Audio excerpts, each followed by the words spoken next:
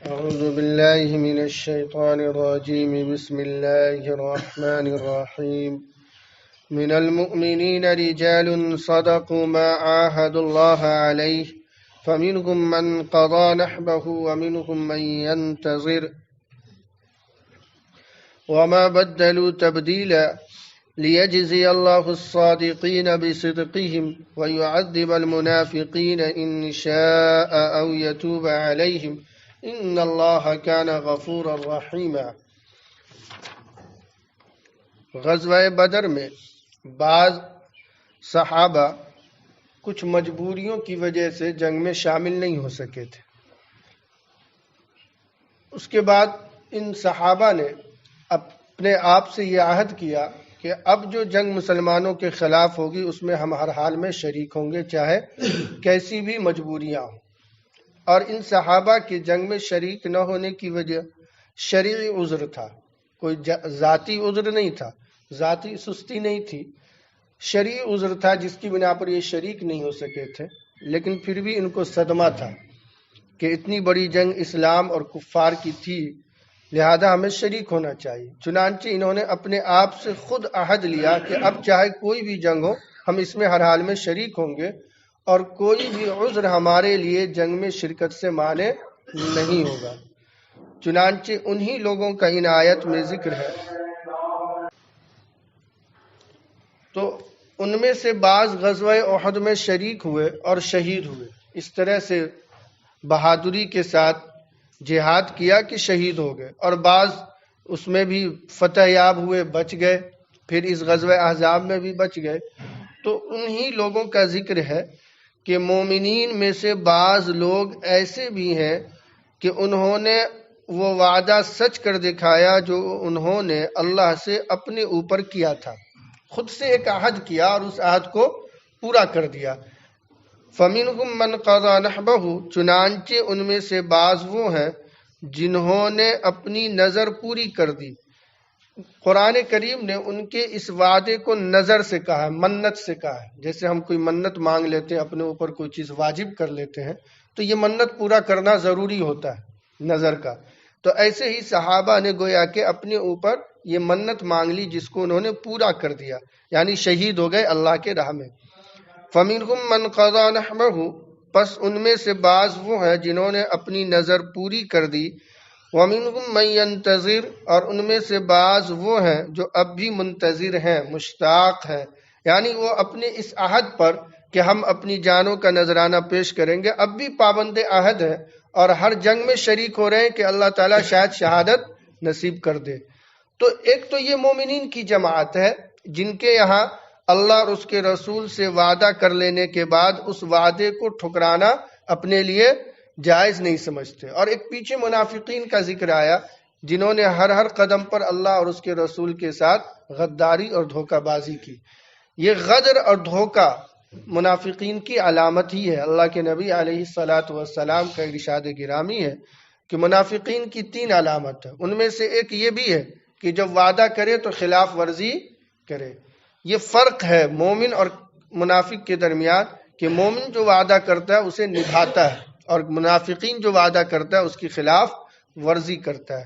اسی لیے اس واقعے کا ذکر یہاں ہوا کہ اللہ کے یہ نیک بندے اپنا وعدہ پورا کر دیا۔ وَمَا بَدَّلُوا تَبْدِيلًا، اور یہ بالکل بھی نہیں بدلے، یعنی ان کے ارادوں میں جنگ کی سختی کو دیکھ کر، غزوہ احزاب کی جنگ کی سختی بہت تھی لیکن اس کے باوجود ان کے ارادوں میں کوئی تزلزل نہیں آیا۔ لِيَجْزِيَ اللَّهُ الصَّادِقِينَ بِصِدْقِهِمْ، تاکہ اللہ تعالی سچوں کو ان کی سچائی کا بہتر بدلہ دے۔ وَيُعَذِّبَ الْمُنَافِقِينَ، اور منافقین کو عذاب دے اگر چاہے، او یتوب علیہم، یا انہیں توبہ کی توفیق دے دے۔ اللہ تعالیٰ فرماتے ہیں کہ ان منافقین کا بھی ذکر ہم نے کر دیا جنہوں نے دھوکہ دیا، اللہ کے رسول سے وعدہ کیا تھا، معاہدہ کیا تھا بنو قریظہ نے، اور دھوکہ دے کر کفار سے مل گئے۔ اور ایک یہ مومنین کا ذکر ہے جنہوں نے اپنا وعدہ پورا کیا۔ یہ اس لیے تاکہ مسلمان یاد رکھے، قرآن پڑھنے والا، کہ ہم سچوں کو بہترین بدلہ دیتے ہیں۔ جو اپنا وعدہ پورا کرتے ہیں اس کے ساتھ ہمارا رویہ الگ ہوتا ہے، اور جو اپنے وعدہ کی خلاف ورزی کرتا ہے، جو منافقین کی طرح ہوتے ہیں، تو ہم انہیں عذاب بھی دیتے ہیں، الا یہ کہ اللہ تعالیٰ کسی نیکی کو پسند کر کے اسے توبہ کی توفیق دے دے تو الگ بات ہے، ورنہ ضابطہ یہ ہے کہ وعدہ خلاف ورزی کرنے والوں کو منافقین کی طرح اللہ تعالیٰ عذاب دے گا۔ ان اللہ کان غفور الرحیم، یقیناً اللہ تعالیٰ بہت معاف کرنے والا انتہائی مہربان ہے۔ ورد اللہ الذین کفروا بغیظہم لم ینالوا خیرا وکفی اللہ المؤمنین القتال وکان اللہ قویا عزیزا۔ اور اللہ تعالیٰ نے کفار کو اپنے غصے کے ساتھ واپس لوٹا دیا جنہوں نے کوئی خیر نہیں پائی یا جن کی کوئی مراد پوری نہیں ہوئی، اور اللہ تعالیٰ مومنین کے لیے کافی ہے جنگ میں، اور اللہ تعالیٰ زبردست طاقت والا اور زبردست ہے۔ غزوہ احزاب میں مسلمانوں کو لڑائی کی نوبت نہیں آئی، 1 مہینے تک آپس میں ایک دوسرے سے تیر بازی ہوتی رہی۔ کفار کی کوشش تھی کہ کسی طرح خندق پار کر کے مدینہ میں داخل ہو جائے، لیکن صحابہ نے ان کی ساری کوششوں کو ناکام کر دیا۔ 1 مہینے کی مسلسل آزمائش کے بعد مسلمانوں کی بتایا کہ ٹھنڈک بھی سخت تھی، کپڑے نہیں تھے ٹھنڈک سے بچنے کے، اور کھانے کی بھی قلتیں تھیں۔ پھر یہ ہے کہ ادھر محض 3000 کی ٹکڑی تھی اور ادھر 15000، ادھر ہتھیار جنگ بہت محدود اور ادھر لامحدود۔ ان سب کے باوجود مسلمانوں نے جگر اور ہمت دکھائی اور ڈٹے رہے، تو اللہ تعالیٰ نے خود بخود ایسے اسباب پیدا فرما دیے کہ ان کفار کو نامراد لوٹنا پڑا۔ بتایا کہ اللہ تعالیٰ نے خود ان میں سے ایک صحابی حضرت نعیم ابن مسعود کو ایمان کی توفیق دے دی عین جنگ میں، اور انہوں نے ان کے آپس میں پھوٹ ڈال دیا، اختلاف کر دیا، جس سے یہ آپس میں لڑ گئے۔ دوسرا، اللہ تعالیٰ نے تیز اور سخت آندھی بھیج دی جس سے ان کے خیمے اکھڑ گئے، اور جو ہانڈیاں اور آگ روشنی کے لیے جلا رکھے تھے اور کھانے پکانے کے لیے جو آگ جلا رکھے تھے، ان کی شعاعیں ایک دوسرے سے لپٹ کر ان کے خیموں میں آگ لگ گئے، تو بہت نقصان ہوا۔ اور پھر مجبور ہو کر جو کفار کے سردار سفیان تھے، انہوں نے سب کو خطاب کیا اور کہا اب ہمارے لیے واپس ہو جانا ہی بہتر ہے، ورنہ بچا کھچا بھی ہمارا سب ہلاک ہو جائے گا۔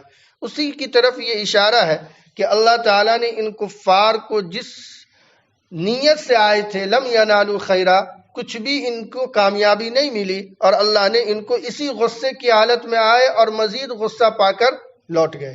کوئی دشمن آپ کا بڑے غصے میں آپ کے پاس آئے حملہ کرنے اور آپ سے بدلہ لینے، لیکن بجائے اس کے کہ وہ آپ سے بدلہ لے، اوپر سے 2 تھپڑ آپ اور رسید کر دے، تو کتنا غصہ آئے گا۔ جو ڈگری 100 تھی اب 200 کے پار چلی جائے گی۔ تو یہی کیفیت ان کی ہوئی کہ آئے تھے مسلمانوں کو مارنے، نتیجہ اس کا الٹا ہوا، وہ تو نقصان ہوا ہی ہوا، اوپر سے مزید اللہ نے انہیں تباہی میں ڈال دی۔ تو یہ اللہ کا نظام ہے۔ دیکھیے اللہ کے اس نظام میں پورے غزوہ خندق میں آپ غور کریں گے تو 2 چیزیں ہیں۔ پہلے آزمائش ہے، اس آزمائش میں مسلمانوں کا صبر ہے، پھر اللہ کی طرف سے مدد ہے۔ یہ اللہ کا ضابطہ ہے کہ اللہ اپنے نیک بندوں کو پہلے آزماتا ہے، اس آزمائش میں نیک بندے اگر کھڑے اترتے ہیں صبر اور شکر کے ساتھ، مکمل اس پر کھڑے اترتے ہیں، تو اللہ کی طرف سے مدد آتی ہے۔ یہ ضابطہ ہے مسلمانوں کے لیے قیامت تک کے لیے۔ اگر ہم اللہ کی مدد کے طلبگار ہیں تو ہمیں اللہ کی طرف سے آنے والی آزمائشوں پر بھی ہمیں صبر اور شکر کے ساتھ جمے رہنا ہوگا۔ تو اللہ کا یہ ضابطہ ہمیشہ، یہ ضابطہ ہے، اصول ہے۔ باقی اللہ اس اصول اور ضابطے کا محتاج نہیں ہے، وہ چاہے تو یوں بھی مدد کر سکتا ہے، لیکن دنیا کو اللہ نے اسباب کے تحت بنایا ہے، یہاں کوئی نہ کوئی وجہ ہوتی ہے، تو ان وجوہات میں یہ ہے۔ تو مسلمانوں کے لیے اسی لیے اللہ نے آگے فرمایا وَكَفَى اللَّهُ الْمُؤْمِنِينَ الْقِتَالَ، اور اللہ مومنوں کی طرف سے جنگ کے لیے کافی ہے۔ کیوں فرمایا؟ یہ اسی لیے کہ اللہ چاہے تو پھر تو دنیا کی ساری طاقت دھرے کی دھری رہ جائے گی، اور اللہ تعالیٰ زبردست ہے، طاقت و قوت والا ہے۔ وَأَنزَلَ الَّذِينَ ظَاهَرُوهُم مِّنْ أَهْلِ الْكِتَابِ مِنْ صَيَاصِيهِمْ، اور ان لوگوں کو اہل کتاب میں سے ان لوگوں کو اتار دیا نیچے جنہوں نے مدد کی تھی ان کے قلعے سے، وَقَذَفَ فِي قُلُوبِهِمُ الرُّعْبَ، اور ان کے دلوں میں رعب ڈال دیا ایک جماعت کی جسے تم قتل کرتے ہو، اور ایک ایسی جماعت جسے تم قیدی بناتے ہو۔ اس جنگ میں جو سب سے بڑا دھوکہ مسلمانوں کے ساتھ کیا وہ بنو قریظہ نے۔ یہ یہودی کا ایک قبیلہ مدینہ میں آباد تھا، اور اس سے حضور علیہ السلام کا معاہدہ تھا کہ ہم ایک دوسرے پر حملہ نہیں کریں گے، ایک دوسرے کے خلاف جنگ نہیں کریں گے، اور ایک دوسرے میں سے اگر کسی پر کسی اور نے حملہ کیا تو ہم ایک دوسرے کی مدد کر کے دشمن کا ایک ساتھ مقابلہ کریں گے، دشمن کا ساتھ نہیں دیں گے۔ یہ معاہدہ تھا، لیکن بنو قریظہ نے اس معاہدے کو توڑ دیا۔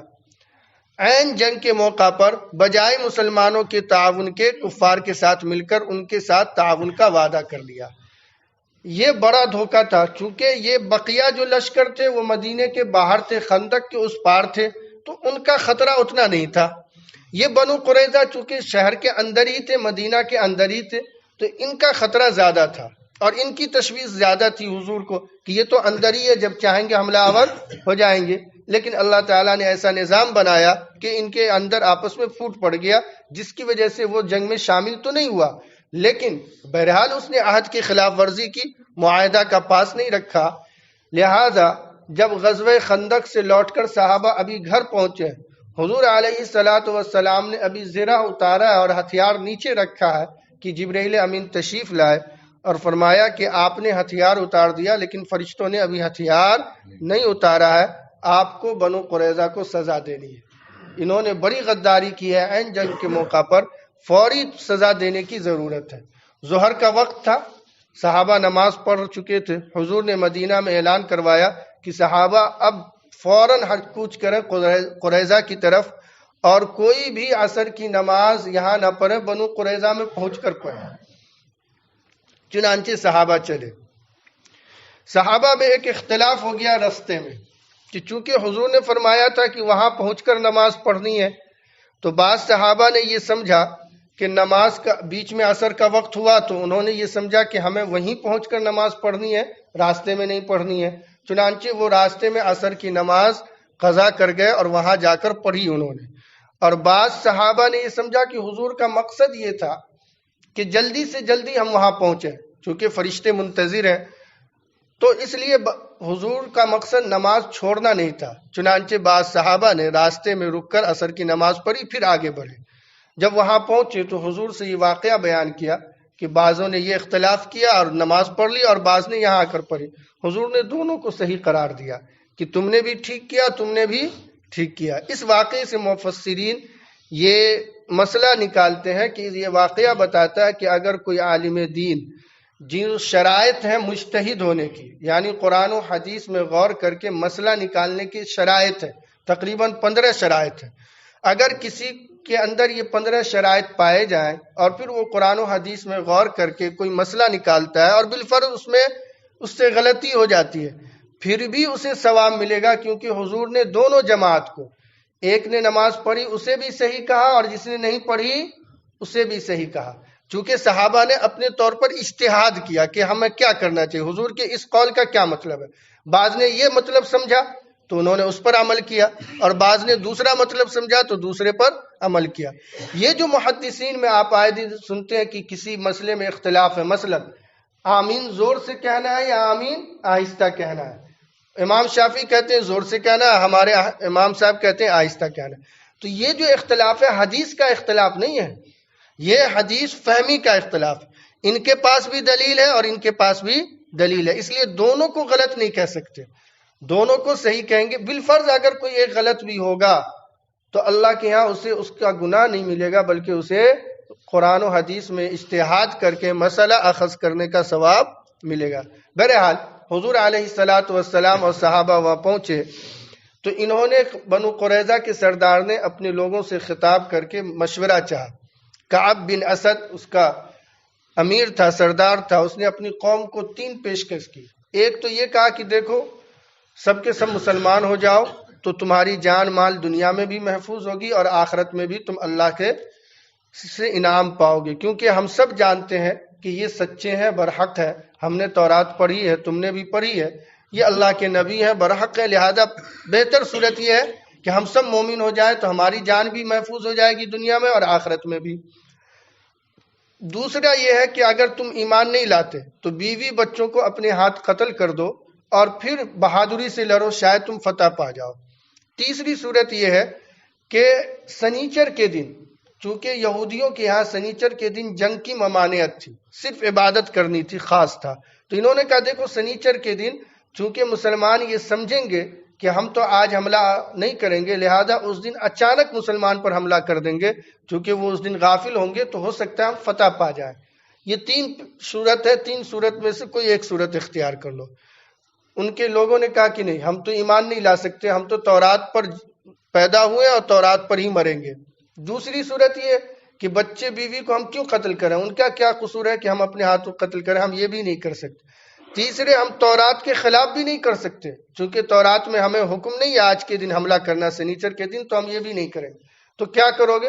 تو انہوں نے کہا کہ ہم ہتھیار ڈال دیتے ہیں حضور کے پاس کہ ہم شکست مانتے ہیں، آپ جو سزا دینا چاہیں دیں۔ چنانچہ انہوں نے ہتھیار ڈال دی۔ حضور علیہ الصلوۃ والسلام نے حضرت سعد بن عبادہ کا قبیلہ اوس تھا جو مدینے میں آباد تھا، اور قبیلہ اوس کا اور بنو قریظہ کا زمانے جاہلیت میں آپس میں تعلق تھا، تو حضور نے سعد بن عبادہ نہیں، سعد بن معاذ رضی اللہ تعالیٰ، تو سعد بن معاذ رضی اللہ تعالیٰ عنہ کو ہی فیصل قرار دے دیا کہ تم فیصلہ کر دو، جو چاہو فیصلہ کر دو۔ بنو قریظہ کے لوگوں نے بھی یہ مان لیا کہ ٹھیک ہے، یہ حاکم رہیں گے، یہ جو فیصلہ کر دیں گے ہمیں منظور ہے، اور صحابہ نے بھی کہا ٹھیک ہے۔ چنانچہ حضرت سعد بن معاذ رضی اللہ تعالیٰ عنہ نے یہ فیصلہ سنایا کہ جوانوں کو جو جنگ کے قابل ہیں انہیں قتل کر دیا جائے، اور جو بچے، بوڑھے یا عورتیں ہیں انہیں قیدی بنا لیا جائے۔ چنانچہ اس فیصلے پر عمل ہوا، جوانوں کو قتل کر دیا گیا اور بچے، بوڑھے، عورتوں کو قیدی بنا لیا گیا، اور بعد میں بہت ساروں کو رہا کر دیا گیا۔ اسی واقعے کا ذکر ہے ان آیات میں کہ اللہ تعالیٰ نے ان کفار کے دل میں آپ کا رعب ڈال دیا اور ان کے قلعے سے ان کو خود کیا کر دیا، نکال باہر کر دیا۔ یہ اس جرم کی سزا ہے کہ انہوں نے عین جنگ کے وقت میں ایک تو معاہدے کی خلاف ورزی کی اور اللہ اور اس کے رسول اور مسلمانوں کے ساتھ دھوکہ کا کام کیا۔ یہ دھوکہ بالکل اللہ اور اس کے رسول کو کیا، عام انسان کو بھی پسند نہیں ہے۔ آپ کسی کا کوئی کام نہ کریں تو اسے اتنی تکلیف نہیں ہوگی، لیکن وعدہ کر کے آپ مکر جائیں تو بڑی تکلیف ہوتی ہے۔ یہ دھوکہ ہے کہ ایک آدمی آپ سے کسی چیز کی امید لگا بیٹھے اور پھر آپ عین وقت پر، ضرورت کے وقت کیا کریں، پاؤں کھینچ لیں، تو اسے شدید تکلیف پہنچتی ہے۔ اس لیے ان کے ساتھ یہ برتاؤ کیا گیا اور بہت سارا مال غنیمت بھی حاصل ہوا۔ وَأَنزَلَ الَّذِينَ ظَاهَرُوهُم مِّنْ أَهْلِ الْكِتَابِ مِنْ صَيَاصِيهِمْ، اور اللہ تعالیٰ نے ان لوگوں کو جنہوں نے مدد کی تھی کفار کی اہل کتاب میں سے، ان کے قلعوں سے نیچے اتار دیا، یعنی ان کے قلعے ان سے چھین لیے گئے اور مسلمانوں کے قبضے میں آ گئے۔ وَقَذَفَ فِي قُلُوبِهِمُ الرُّعْبَ فَرِيقًا، اور اللہ تعالیٰ نے ان کے دلوں میں حضور علیہ الصلاۃ والسلام کا خوف ڈال دیا۔ چنانچہ ایک جماعت کو تم لوگ قتل کر رہے تھے اور ایک جماعت کو تم قیدی بنا رہے تھے۔ وَأَوْرَثَكُمْ أَرْضَهُمْ وَدِيَارَهُمْ وَأَمْوَالَهُمْ، اور تمہیں وارث بنا دیا ان کی زمینوں کا، ان کے گھروں کا، ان کے مالوں کا، اور وَأَرْضًا لَمْ تَطَئُوهَا، اور ایسی زمینوں کا بھی جہاں تک تم ابھی نہیں پہنچے۔ وَكَانَ اللَّهُ عَلَى كُلِّ شَيْءٍ قَدِيرًا، اور اللہ ہر چیز پر قادر ہے۔ اس آیت میں ایک نئی بات یہ کہی گئی کہ تمہیں وارث بنایا، وَأَرْضًا لَمْ تَطَئُوهَا، ایسی زمین کا بھی جس کے جہاں تک تم ابھی نہیں پہنچے۔ یہ مسلمانوں کے فتح کی پیشن گوئی تھی کہ آئندہ چل کر ایسے ایسے ملک مسلمان فتح کریں گے جہاں اب تک مسلمان پہنچے نہیں ہیں۔ یہ اللہ تعالیٰ نے حضور کے زمانے میں ہی یہ بشارت دی تھی۔ چنانچہ اس کے بعد ملک فارس، ایران، شام اور پھر افریقہ تک اور ادھر ہندوستان تک مسلمانوں نے دنیا کو فتح کیا۔ اسی پیشن گوئی کے تحت اللہ تعالیٰ نے مسلمانوں کی، جب تک مسلمان میں ایمان اور عمل باقی رہا، اس طرح سے مدد کر کے دنیا میں غلبہ عطا فرمایا۔ اور آج بھی اگر ایمان اور عمل درست ہو جائے تو وہی غلبے اور وہی ہماری حکومت لوٹ آئے گی۔ اللہ تعالی ہمیں نیک عمل کی توفیق مرحمت فرمائے۔ سبحان اللہ و بحمدہ، سبحانک اللہم و بحمدک، ونشہد ان لا الہ الا انت ونستغفرک ونتوب الیک۔ سبحان ربک رب العزة عما یصفون وسلام علی المرسلین والحمد للہ رب العالمین۔